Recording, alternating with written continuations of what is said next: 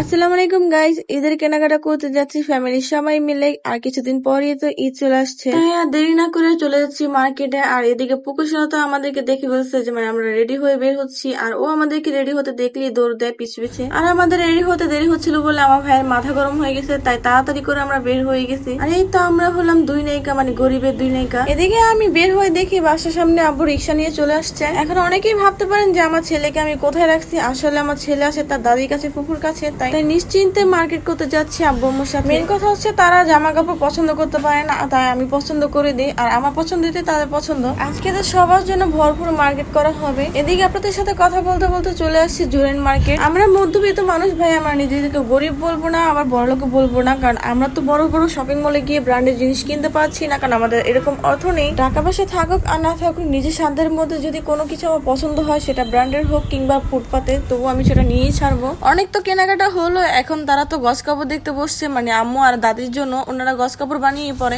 অনেক কিছুই কেনাকাটা করছি, আর সবগুলো তো ফুটেজ নেওয়া যায় না। সবার কেনাকাটা তো করা হলো, কিন্তু সামিরেরটা এখনো হয়নি, তাই সামিরের জন্য আরেকটি দোকানে চলে আসছি। এবছরের ট্রেন্ডিং প্যান্ট কিনছে সামির, আর যেগুলো আমি পছন্দ করি না, মানে সাইড দিয়ে একটু ফাড়া থাকে, এই যেগুলো আমার পছন্দ না। যাই হোক, তারপরে ওর পছন্দ মতো ওইটাই কেনা হলো। এরপর সবাই মিলে আবার বাড়ির উদ্দেশ্যে রওনা দিচ্ছি। দেখুন আব্বুর হাতে শপিং, সামিরের হাতে শপিং, আর এখানে মিম তো মন খারাপ করে বসে পড়ছে, কারণ ওর পছন্দের একটা জিনিস ছিল যেটা আমরা দেই নেই, মানে ড্রেস কিনা হয়েছে, তারপর ও আরেকটি ড্রেস চয়েস করছে। যাই হোক, এরপর আমি ছবি টবি তুললাম আর ওকে বোঝাচ্ছি যে মিম তোমার জন্য আমরা দুদিন পরে আবার আসবো মার্কেটে। আপনারাই দেখুন ওর মুখের অবস্থা, ও কিরকম করে রাখছে ফেসটাকে।